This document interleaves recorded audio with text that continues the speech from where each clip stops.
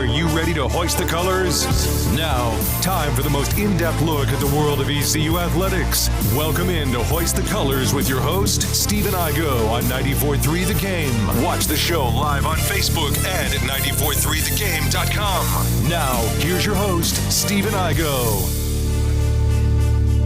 Colors on this Wednesday, January 10th edition of the show. It's hump day, middle of the week. We are trudging along.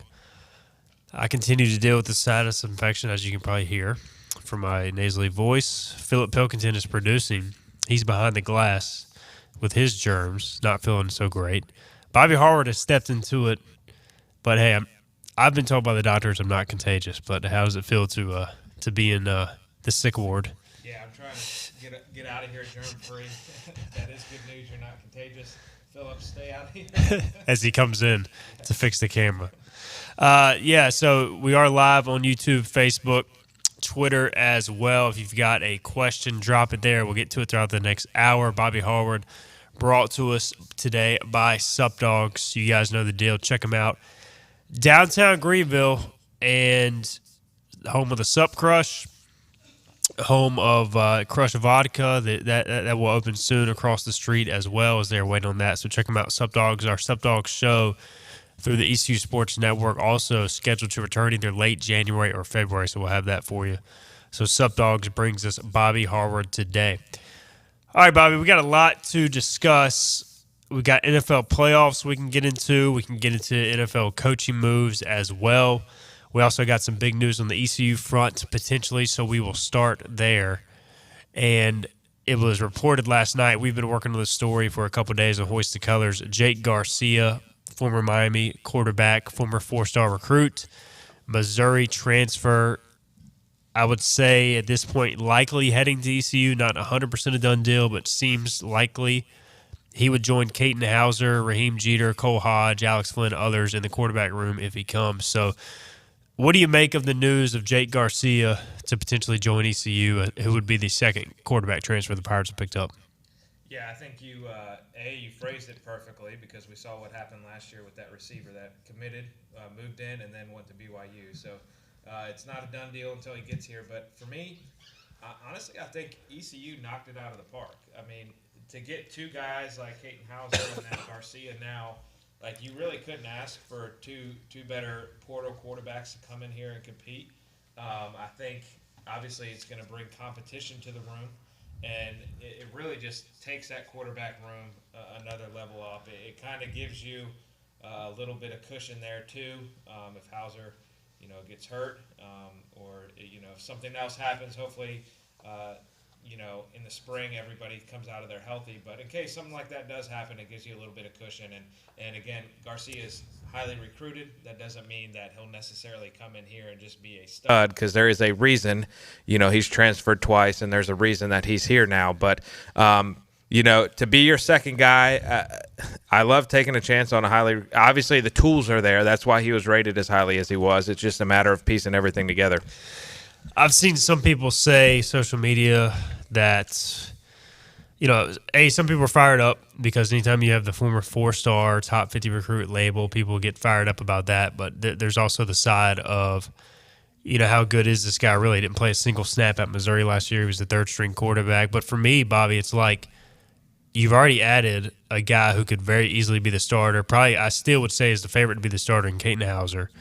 So, you got to have realistic expectations for who you're going to get as a second quarterback transfer. And I feel like Garcia is probably about as best as you could do. Honestly, that's kind of that. He's a little bit better than what I expected, to be quite honest. And the thing I find most interesting is both of the new quarterbacks are from California, which is kind of odd. Yeah. So, again, at the very least, it provides some competition and some pressure for Caton Hauser. He can't just get comfortable there, almost being grandfathered the QB1 position. We spoke about it a little bit last week and how we saw it evolve throughout all of last season. Like, they relied so heavily on Mason Garcia to be the guy, and they were wrong. So to now give yourself a little bit of cushion to be wrong is encouraging. I'm excited to see how they compete in spring practice, and I think that's the other big takeaway for me is they got two guys in here now for spring practice that can compete. Yeah, and it's probably tough for Caton because I'm sure they said, hey, you're going to be the guy, et cetera, et cetera. But they also told him they were going to bring another quarterback. And you can't be scared of competition. And from ECU's perspective, they cannot find themselves in the same exact situation as last year where you just did not have any reliable option at quarterback. So they had to add somebody else. Again, we'll see if this thing becomes final in the coming days. He would have to be in really by this weekend with the semester already started, but all signs point to that likely happening. And, may the best man win. The other side of this is, Bobby, how do you play it if you're the staff? Because if you name a starter at the end of the spring, other guy could transfer too. So it's almost like you want somebody to emerge as the guy, but you also don't want, to go ahead and name a guy because then you might be back in the same situation where you only have one quarterback you can really count on. Yeah, that's tough. That's a really good point because that's a big reason why I just hate what the NCAA is doing right now. I just think it just sucks all the way around because there's no continuity with any players within that locker room. As a coach, you don't know who you can rely on to be back year in and year out. And then even in this case, just through spring practice, I mean, there is a very real chance that, if Hauser is head and shoulders the clear favorite to be the number one, and Garcia comes in there and he realizes that, like, he's here for one semester and it's gone. So that just sucks. I think if I'm the coaching staff, I try to long play it a little bit, maybe have some honesty with Garcia. Say, we'll just play out the scenario that Hauser's the number one guy out after spring. Just be honest with Garcia. Say, hey, right now, Hauser has a little bit of a leg up on you based upon what we saw in spring practice, what we've seen on film. I'm sure you can see that same tape that we see, but we do want to open it up. We're not solidifying him as a QB1, and we want to keep it an open competition, throughout fall practice and let somebody win the job. And I do want to see it be an open competition because in the past with Mason and Alex Flynn, it was more – all right, Mason got all the number one reps. It was called a competition, but he got 95% of the reps. So, it was never really a competition. This, to me, I think you open up 50-50 at least to start with. 100%. One guy makes an edge, right? Yeah, 100%. Curious question. I think you know the answer to it. Hauser has 3 years left, right? Yep. And then Garcia, he also have 3? So, he has at least 2. It's been reported he has 3. So, 2021, he played in one game as a true freshman, injured his ankle, missed the rest of the season. And then 22 played, obviously lost eligibility there. 23, he did not play in a single game. So I think what they're trying to do is get the medical red shirt for 21, get a regular red shirt for 23, and he would have 3 years left. But he's got definitely 2, probably 3. So you got guys either way with multiple years of eligibility left. And I don't think it – honestly, seeing Garcia's track record to this point, I don't know if it necessarily matters. Right. But he's going to – I mean, he 5 high schools in 4 years, which some of that was due to COVID. And then obviously now 3 colleges in 4 years. So he's well-traveled, that's for sure.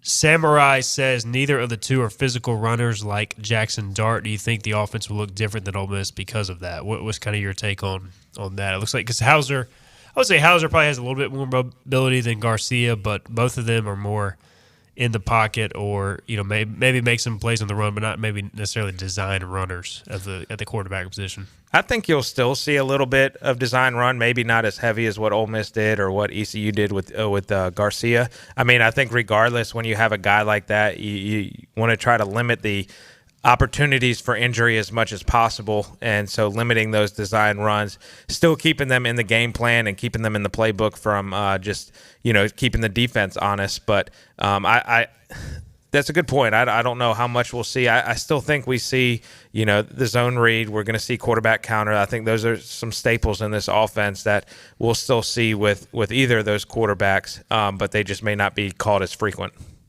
So Alex Flynn was in the team meeting Sunday night, and from what I understand, is scheduled to go through spring ball. What do you think this means for Alex Flynn? Do you think he still sticks around? Does he enter the portal, or does he just, call it?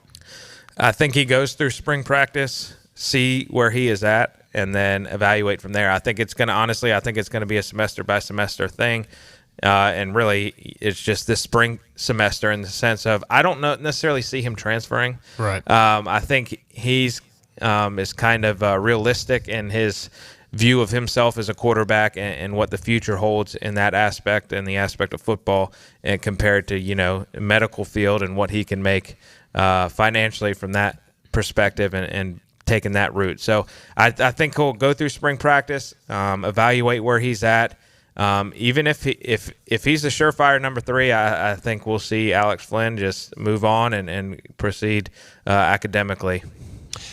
Raheem Jeter, I think it's a big spring for him too. I mean, we haven't really talked about him a lot because I don't think he's going to be the guy this year. But he kind of has to establish himself now going into year 2. New offensive coordinator Cole Hodge is set to come in this summer. I think this is a vital spring for Raheem Jeter. What are your thoughts on him and trying to get himself at least a little bit up the depth chart of the pecking order?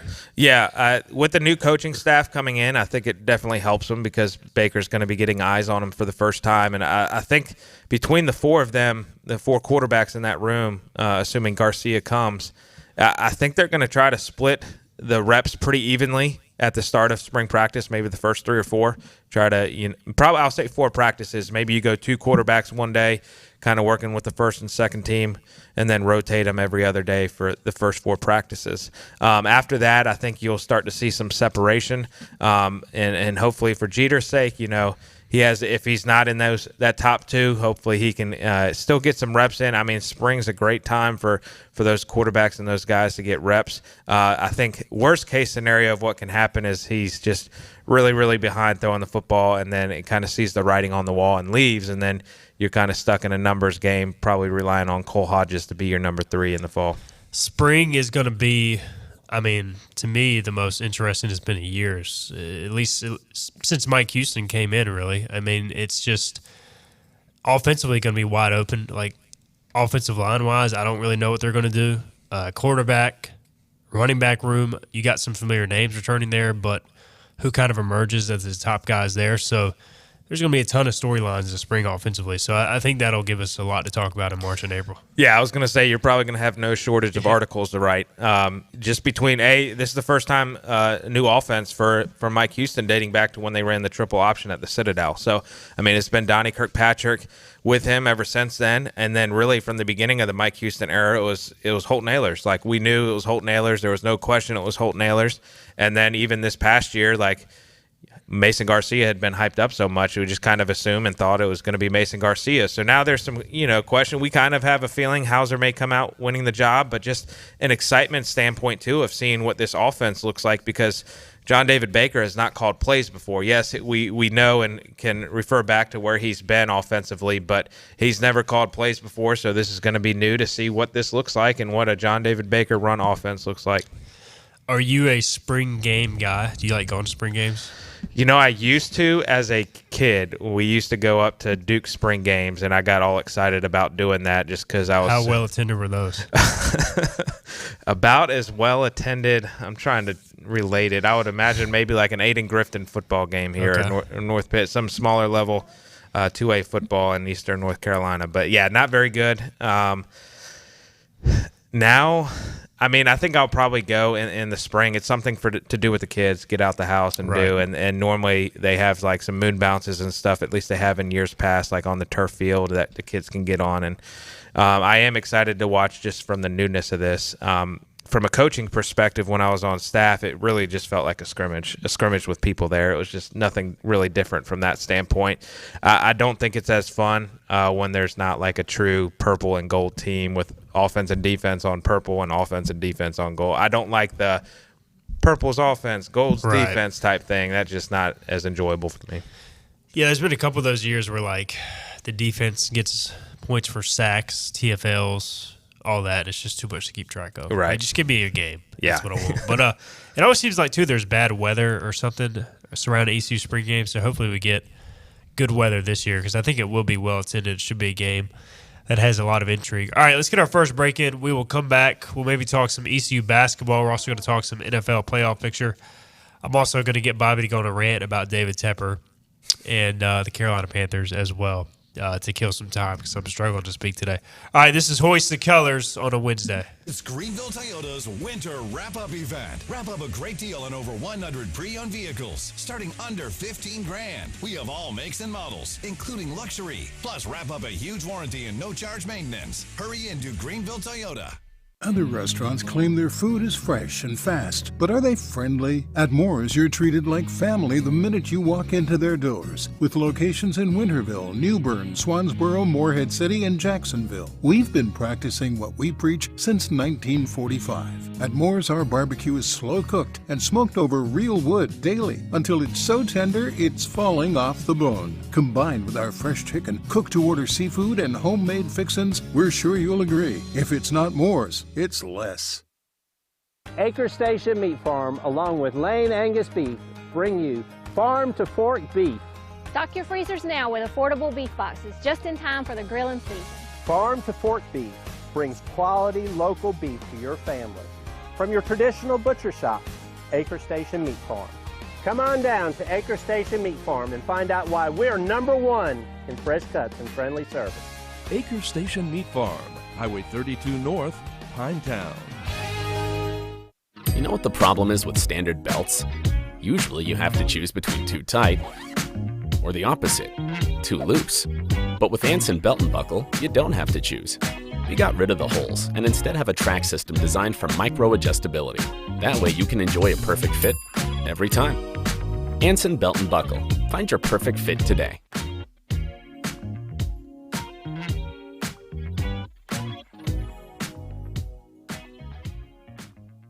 Hey, grab me one too.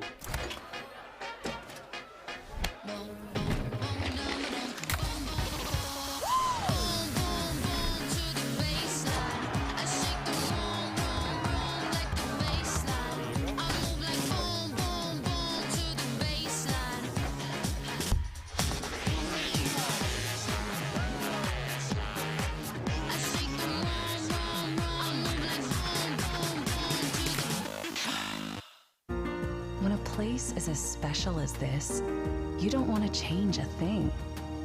You simply want to enjoy it, just as it is. That was our inspiration behind Bow Coast West, our newest community in Beaufort, North Carolina.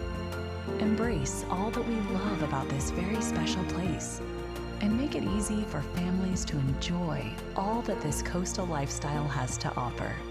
Be inspired. Bow Coast West. It's Greenville Toyota's winter wrap-up event. We're wrapping up the year with our biggest savings. Shop new Camrys and RAV4s, $289 a month. Need credit? Get pre-qualified today. Wrap up a great deal with payments from $289 at Greenville Toyota.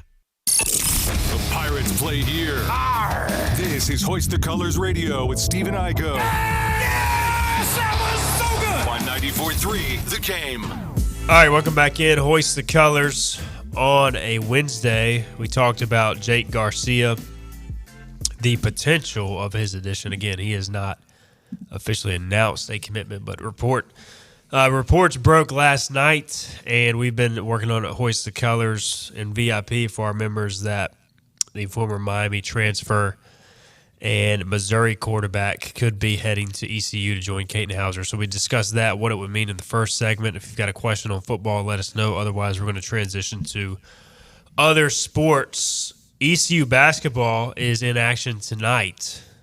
Winnable game, Bobby. Winnable road game. Temple. Have you seen the line on this game yet? I have not. All right, I'm gonna get you to guess the line. Temple is 8-7. ECU 0-7 all time in the Liacouras Center in Philly. ECU also 8-7. So pretty similar teams. What do you think is the line as ECU heads to Temple? 3.5. Close. Temple is favored by 2. So this is a winnable road game, but it's on the road, and it's ECU basketball. And I've had to educate Kason Romeli, who helps us out on Hoist the Colors, that ECU basketball on the road is the most difficult thing to watch in the history of sports, maybe outside of the Washington Commanders and the 2023 Carolina Panthers. I don't know. Let's rate that. How would you guys compare ECU basketball on the road versus the Carolina Panthers? What is tougher to watch? Right now, for me, the Carolina Panthers. there is nothing that they can do right now other than actually winning football games that make me believe that things have changed, are going to be better. ECU basketball, I think I'm just kind of at the point where, like, I know it's not very good, and I don't expect any change. Philip, what do you think? Yeah, I'm going to kind of agree with that. It's just, I think the hard part about the Panthers thing is, like, you're so uncertain about the future, which in professional sports, because of the way the draft situation works, it shouldn't be that way. But, like, ECU basketball has been what it's been for so long. I've just kind of accepted it, I guess. Well, and that's the other thing with it. Like, ECU basketball is set up at a disadvantage, like, based upon the conference play, the amount of money they're able to offer NIL to players, just the history and everything there. The NFL is like the only league and sport where like everyone is set up at an even playing ground. Like, you're set up to go 8-8 or you really 8-1. have to screw yourself to be in the situation the Panthers are in. Exactly. And then you have I almost had you use the drop button there, Philip. You have a moron as an owner, taking Philip's vernacular there, and you have a moron there who has just completely ruined. Like, he came in talking such a big game like this and that, and everything has just fallen flat on its face. So David Tepper, all right, we'll circle back to ECU basketball. David Tepper has fired Scott Fitterer. He's fired all these coaches. Like, can you even get excited about who he's going to hire?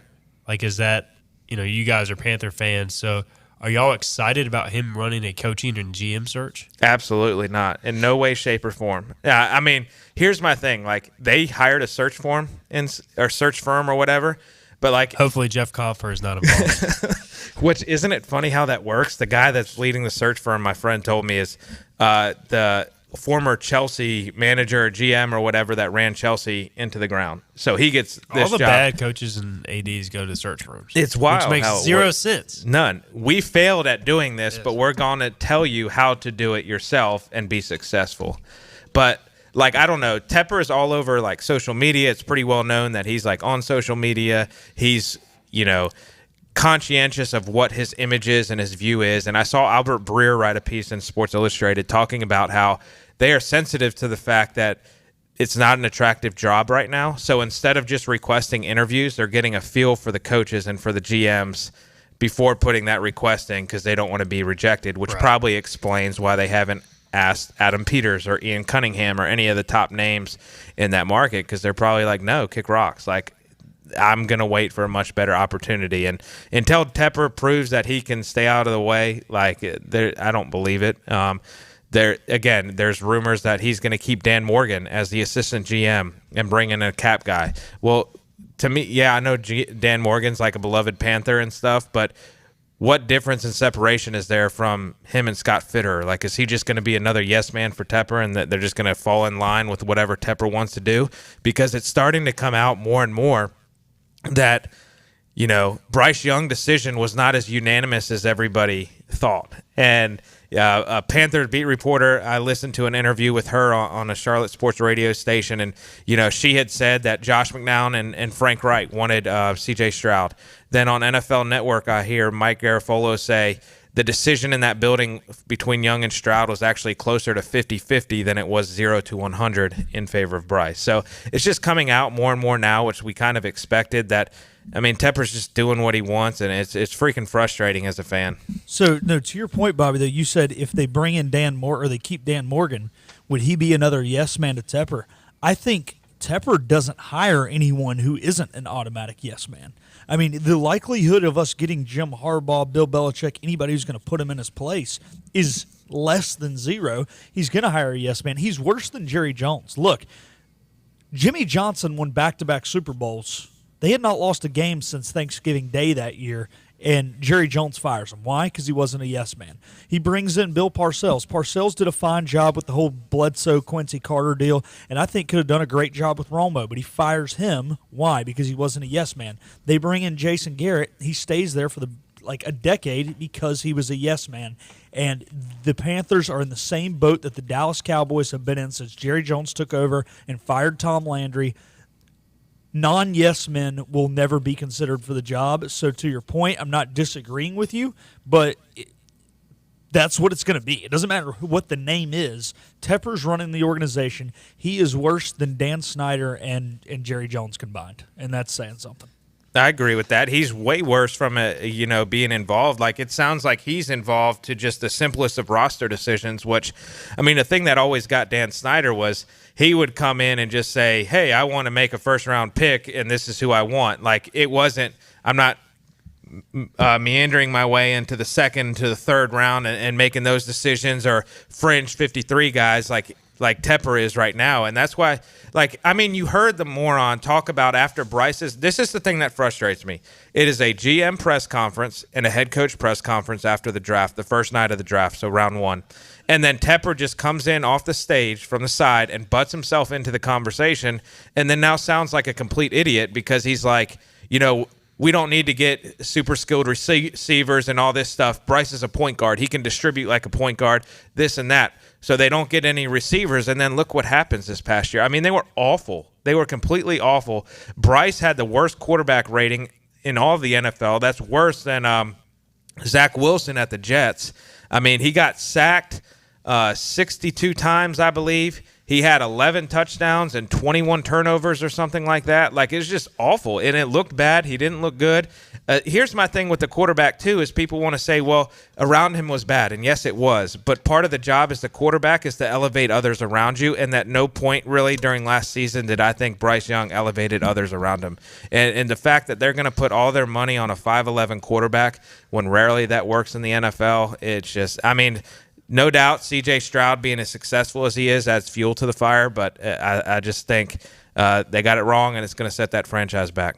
So you're out, or starting to be out on Bryce Young. I think so. The other thing that pisses me off about it is I got so excited about Bryce. Like, at first, I wanted C.J. Stroud. When it was determined that they're going the Bryce Young route, I believed all the S2 bullcrap and all the other things that he's going to be successful. So I bought into the Bryce Young train, and just another David Tepper train that's going to crash and run off the rails. Casey Romali in the chat, who helps us out, hoist the colors. By the way, he skipped ECU's basketball win over Tulsa on Sunday to go watch the Panthers in person and lose 9-0 to the Bucks. Kaysen did that? Yep, Kaysen did that. Basketball junkie, Kaysen Romali. He's also skipping the ECU Temple game tonight to go watch Carolina, NC State, and Raleigh. That'll be that one doesn't surprise me, though. He's got a good hook up there, so I don't blame him. He says, this weekend was my final straw. It was unbelievable. He says, but Mike Vrabel is on the way. It will build our culture back. He says Young and Vrabel will win Super Bowls. There is zero shot Mike Vrabel is going to work under David Tepper.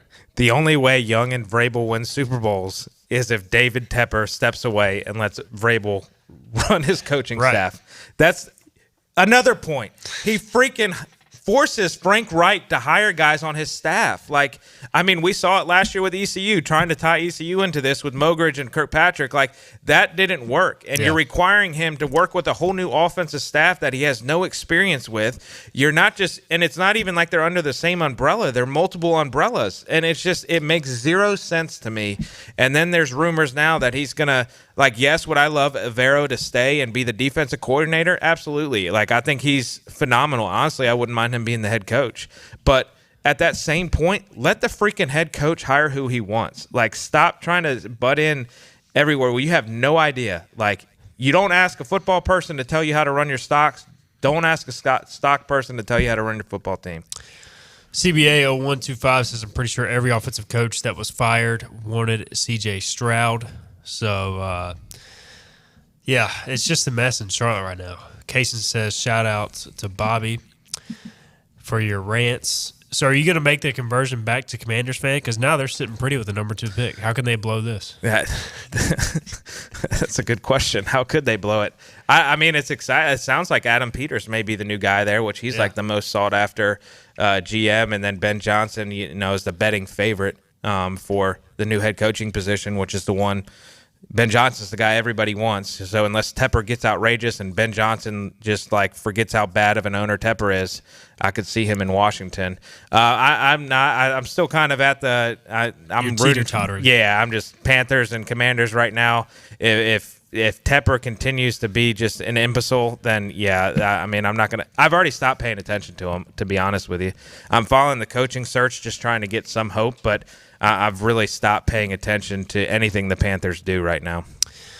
All right, T is Bobby Harward. His rants today are brought to you by Sup Dogs, 213 East 5th Street, back-to-back Barstool Best Bar winner and multiple-time champion, national champion. They had to change the contest because they kept winning and dominating so much. So check them out. Sup Dogs, downtown Greenville. All right, let's get a break in. We'll come back. We will talk ECU hoops, preview the game against Temple. The women are also in action tonight. We'll tell you about that as they host UAB. Wednesday, January 10th edition of Hoist the Colors. We will be right back. Hi, I'm D.R. Alligood. And I'm his daughter, Jessica. For 11 years, we have built quality driveways and parking lots for both your residential and commercial needs. We also offer free on-site quotes to have your custom driveways built the way you want. 252-946-1227.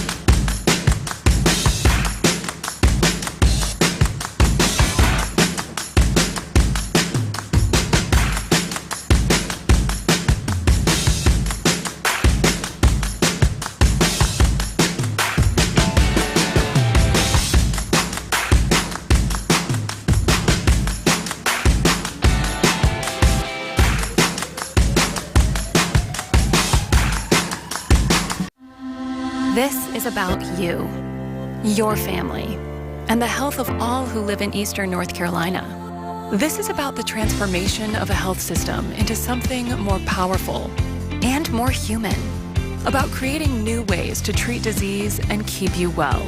This is about ECU Health, which is to say, it's really all about you. ECU Health. Minds, hearts, purpose. 5th Street Hardware is the home of the $9 lunch special Tuesday through Fridays. $9 specials every day, including the famous Burger Day on Tuesdays, Flatbread Pizza Wednesday, the famous 5th Street Hardware Reuben on Thursday, and fried fish or shrimp on Friday. Plus trivia on Wednesday nights and live music every Thursday nights. And the Prime Rib Brunch Buffet has returned on Sundays. You heard that right. The Brunch Buffet with all the great items, including prime rib. 5th Street Hardware in downtown Greenville. Your confidence makes everything look good. You see the world in vivid color, not black and white. Swing through your neighborhood Fantastic Sam's Cut in Color. And let our experienced stylists take you from everyday to extraordinary. Fantastic Sam's hair salons are locally owned and operated. Our full-service salons are conveniently located in Goldsboro, Kinston, Greenville, New Bern, Jacksonville, and Calabash. Stop in today at Fantastic Sam's, where the possibilities are endless. Hi, I'm D.R. Alligood. And I'm his daughter, Jessica. For 11 years, we have built quality driveways and parking lots for both your residential and commercial needs. We also offer free on-site quotes to have your custom driveways built the way you want. 252-946-1227. Here there be pirates. Back to Hoist the Colors with Steve and I go. How good is this on 94.3 The Game? All right, welcome back into the show. Wednesday, January 10th edition of Hoist the Colors. I'm wearing my Denver Broncos hoodie. And the Broncos are not in the playoffs, but we will be talking some playoffs later. And we'll do that maybe to wrap up the show. Let's talk some basketball, guys. We got started. Somehow we went from ECU basketball to Carolina Panthers. And, you know, there can definitely be some parallels there, which is how we got started. But ECU takes on Temple tonight in men's basketball. 8-7 on the season, 1-1 in conference play. First off, did you get a chance to watch any of the Sunday victory over Tulsa? Pirates needed it, Bobby, and they got it. And it was good to see Brandon Johnson hit that big shot. Yeah, I was glad to see them pull out a win. Tulsa was a little bit like going into the conference play. I didn't know what to really expect from Tulsa, and then watching a little bit of their game against Memphis, I was like, oh, man, we're going to have our hands full with them. And to come away with the victory, I mean, for ECU to have success and get around, you know, that 5-6 mark in conference play, like those are the games that they have to win. And I'm glad that they came out with the victory on Sunday. Yeah, this conference, I just feel like outside of FAU and Memphis, you just kind of have a lot of like solid teams. Yeah. Like, so I feel like every game is going to be kind of similar to what we saw Sunday, which is, I think, good from a viewership perspective. It's not like any of these teams are really going to be battling for at-large bids. SMU is maybe on the cusp with a couple of big wins. ECU will host them Saturday. But the Pirates host North Texas next Wednesday. North Texas has been a good basketball program. UAB has been a good basketball program. At Wichita, South Florida, Charlotte. UTSA is really the only team that's just, I think, bad. Yeah. And Rice is pretty bad too. But so I just feel like it'll be a pretty entertaining conference season, even though it's been a disappointing start for ECU. Yeah, and that was kind of my expectation with these teams coming in. I think with these Conference USA teams coming to the American, I felt like it would, from top to bottom, increase the level of play. We obviously lost our top, head honchos, but just, the play from 1 through team, we'll just say 9, I think is going to be a lot better from top to bottom. Correlating it to the NFL is the American Conference, the NFL of college basketball. Just every game is like one possession. Two good teams. Yeah. So it kind of matches up, honestly. Yeah. Go ahead. I was just going to say, I think Memphis and FAU are going to be tournament locks, and everybody else is just going to be kind of battling. Yeah, exactly. That was going into conference tournament play. I'm just kind of looking ahead a little bit, I know. But, Memphis and FAU are the two teams that kind of are head and shoulders above everybody else, in my opinion. Y'all may have a different case and may have a different opinion. We'd love to hear what his thoughts are on YouTube. But I think Memphis is the top dog. I think FAU is number 2. So I think Memphis is number 1, in the conference. But looking at that conference tournament, I feel like we would actually have a chance now going forward to, go on a run and win a conference tournament. I didn't feel like that with Houston and Cincinnati and UCF. There was too many good teams in the conference to have to beat to be able to, make a run like that. You may have to go through Memphis one round and then Houston to win it all or whatever. Whereas now, hopefully, you're just playing one in the championship game between Memphis or FAU. Like last year, they took on, they beat USF handily in the first round, which was great to see. But then you got to play Houston. Right. And then if they actually played Houston pretty good in the conference tournament, but even if they would have won that game, they would have had to probably beat Memphis or Cincinnati to get to the conference championship. And then you got to win again. So it's difficult, but I do think it is more realistic now. If you could find a way to get in the top 5 of the league and get that first round bye, I think it becomes very realistic. Oh, 100%. And that's what's thinking about these new teams when they came in. I do think it elevated the conference as a whole. From a basketball and baseball perspective, I think football was really the only disappointing aspect of it. Granted, we ended up freaking losing to all those teams anyway, so it really didn't matter, and we end up with an egg on our face. But from a basketball and baseball perspective, looking ahead to the spring, I do think it elevates the conference. Kaysen says Memphis is 2 steps above FAU, but without Mills, Caleb Mills, he says they're missing a massive piece. Yeah, Caleb Mills went down with an injury the other day. Pirates will take on Memphis once this year in Minji's Coliseum. I believe that game is scheduled for late in the regular season. All right, so ECU at Temple tonight. The team, we did the coaches show Monday at Tiebreakers with Coach Schwartz. They basically left from Tiebreakers, had to fly out early, so due to the storms yesterday. So they had to get to Philly on Monday night. Did y'all ever have a scenario with football where y'all had to travel early or late due to weather? No, I think the year after I was gone was when that hurricane came in South Florida. 16, yeah. And we had the whole Virginia Tech fiasco, with them being buttheads about playing the game and stuff. So that canceled that series. That was, I want to say Scotty Montgomery really pushed to fly back from South Florida, fly into Virginia, and then drive through the remnants of the hurricane down to North Carolina, and the bus ended up getting stuck. And so they had to stop in a motel. So that whole ordeal was a disaster, as was obviously the Virginia Tech situation. But yeah, that was I should have archived some of the texts I got from that bus that was stuck on the interstate. I can only imagine. Coaches are very opinionated. Oh my gosh, people are losing their minds. That was just a crazy situation. All right, so the game tonight, Bobby, I'm gonna give you the quick Temple scouting report. They average 29 3-pointers a game. They beat Wichita State 68-61. They shot 37 threes. 37. I think they made 9. They're only shooting 30.4% as a team from three-point range. But as you know, if you shoot a lot of threes, you're going to get a lot of long rebounds. So basically that's their game. Jack up 3, get the rebound, jack up another 3. So they kill teams with second-chance points. Heiser Miller is averaging 17 a game. He has taken 118 of those threes. Temple has taken 434 as a team. He's only made 26.3%.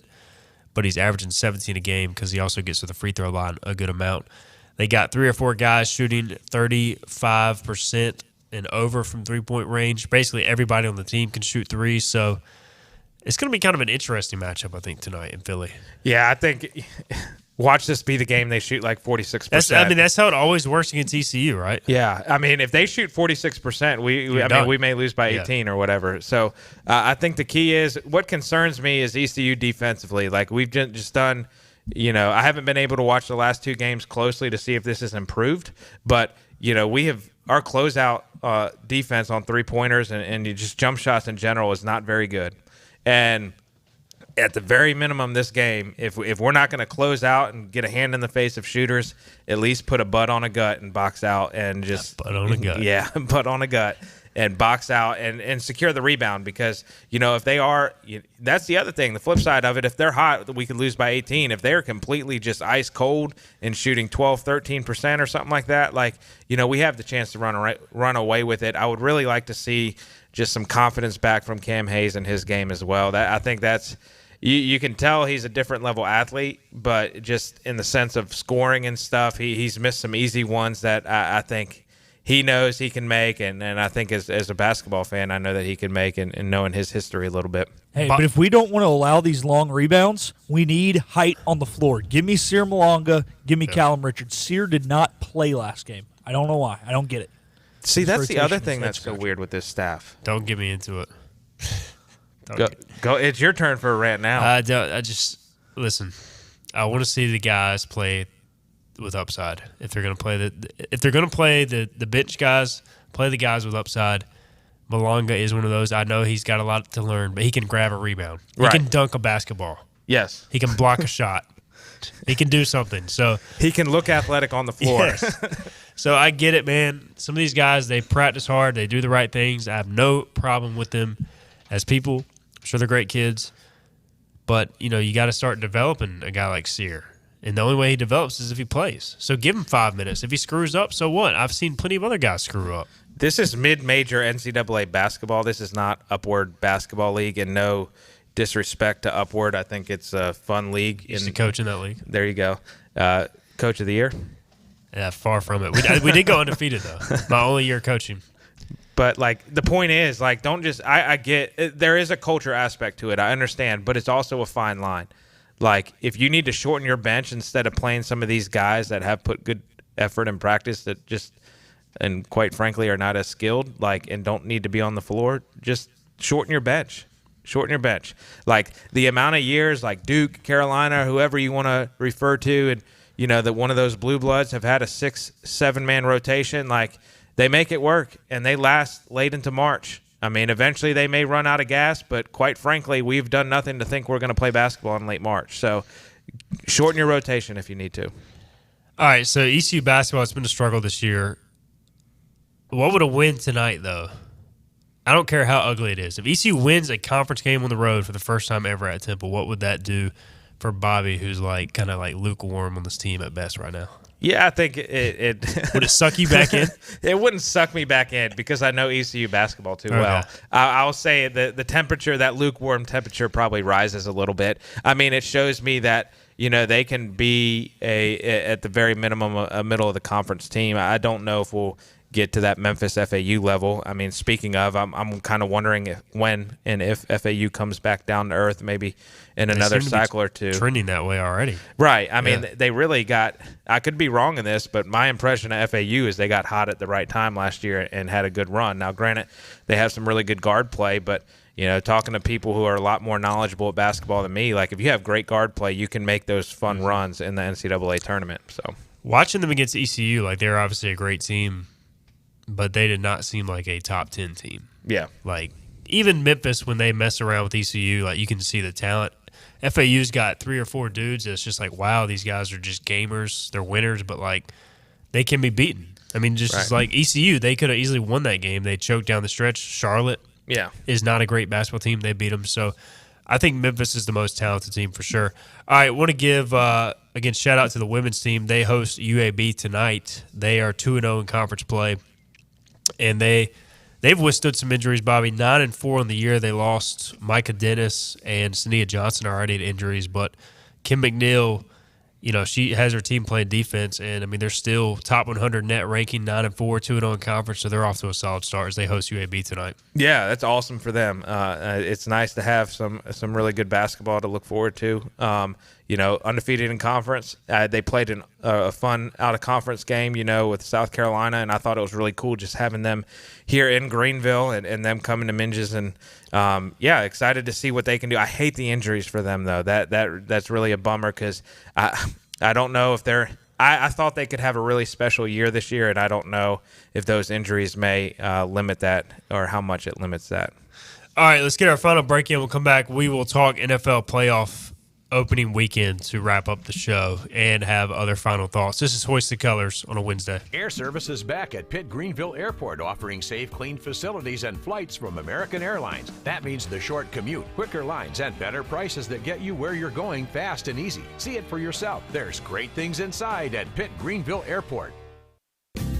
Big tax credits are back. Get a 30% tax credit, up to $2,000 off your new Mitsubishi electric heat pump install. Let Comfort Master help you take advantage of the tax credits with a qualifying Mitsubishi electric ducted heat pump or non-ducted Mitsubishi electric mini splits. Mitsubishi electric mini splits are ideal for bonus rooms, garages, or sunrooms. If you need a new HVAC unit, call Comfort Master today. Call Comfort Master.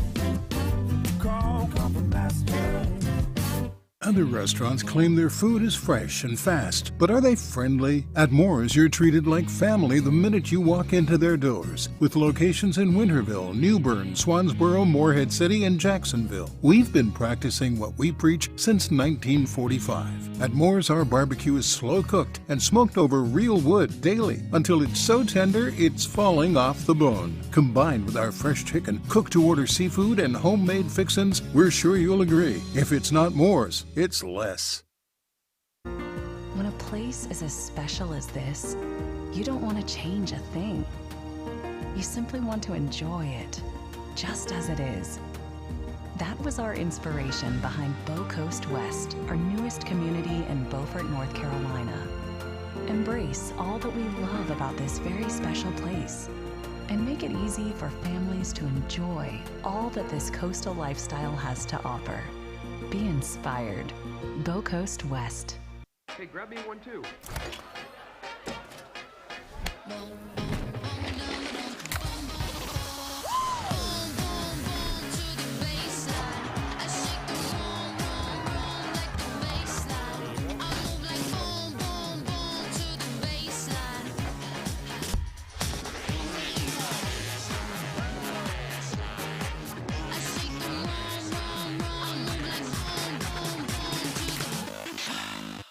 Air Service is back at Pitt Greenville Airport, offering safe, clean facilities and flights from American Airlines. That means the short commute, quicker lines, and better prices that get you where you're going fast and easy. See it for yourself. There's great things inside at Pitt Greenville Airport. Storm season is approaching. North Carolina weather can damage your roof, and before long, a small leak can turn into a big problem. Your home is one of your biggest investments, so protect it with Wells Home Improvements. We work with all insurance companies for a hassle-free roof installation experience.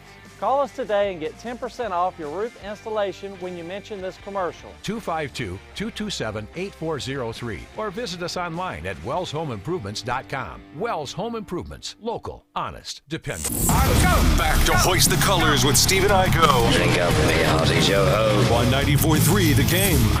All right, welcome back in on Hoist the Colors.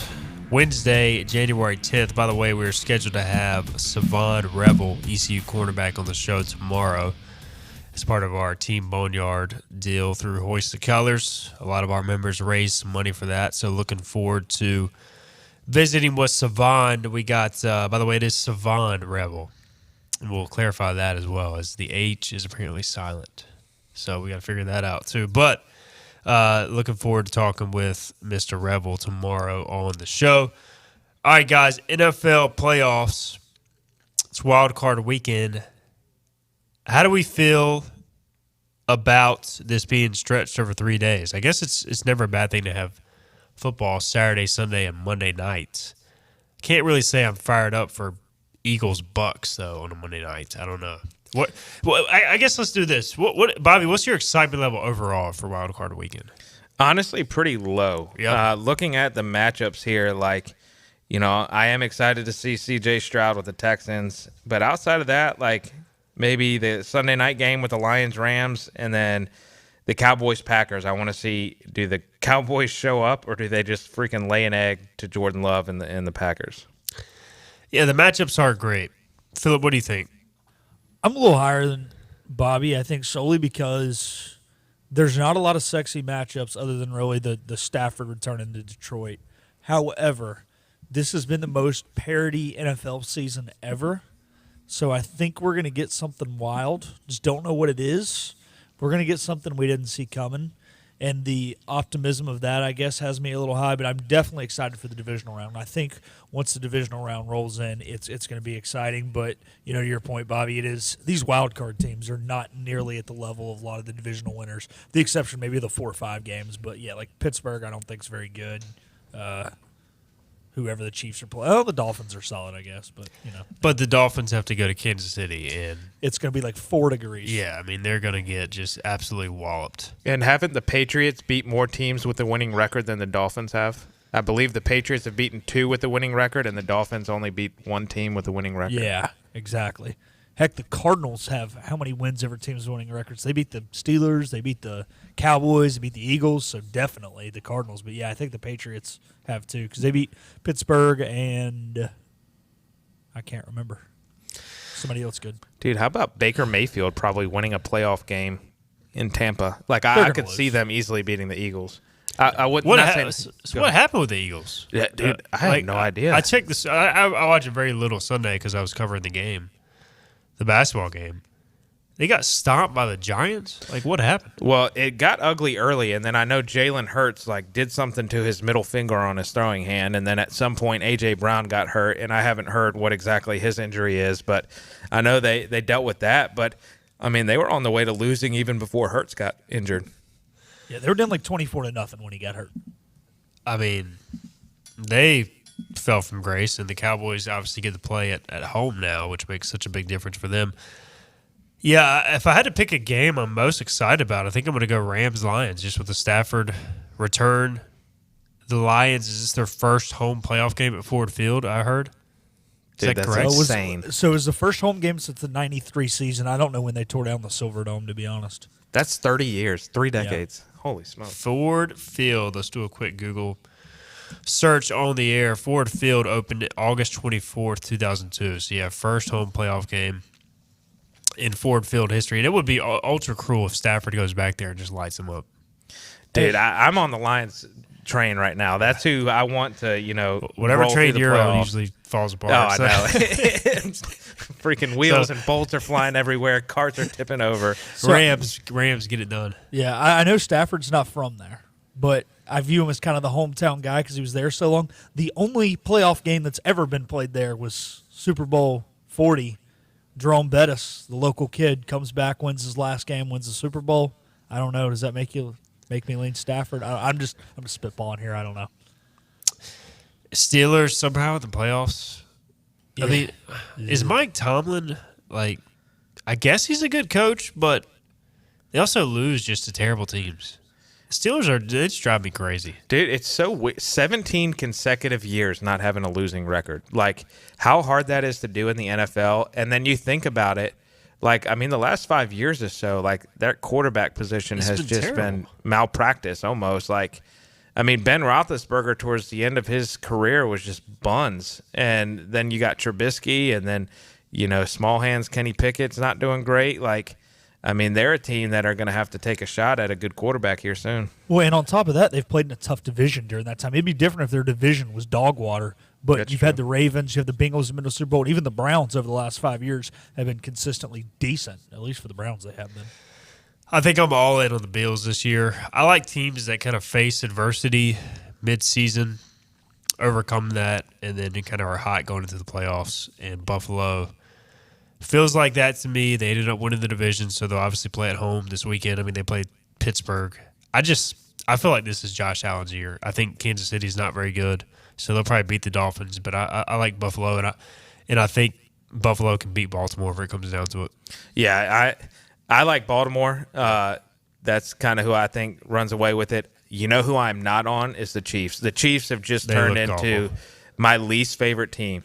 I think all that stuff with the offsides play with Tony and stuff, the way they reacted to that, like, I don't know. I got really salty, more so on Patrick Mahomes than anyone. I just thought, like, his excuse wasn't even a valid one. Like, he was offsides, but you don't call it. No, you do call it. Like, he broke the rules. He was offsides. He was offsides. So this, how that all ended and stuff, and obviously all the recent success with the Chiefs, I am not a Chiefs fan. As a Broncos fan, I am with you 100%.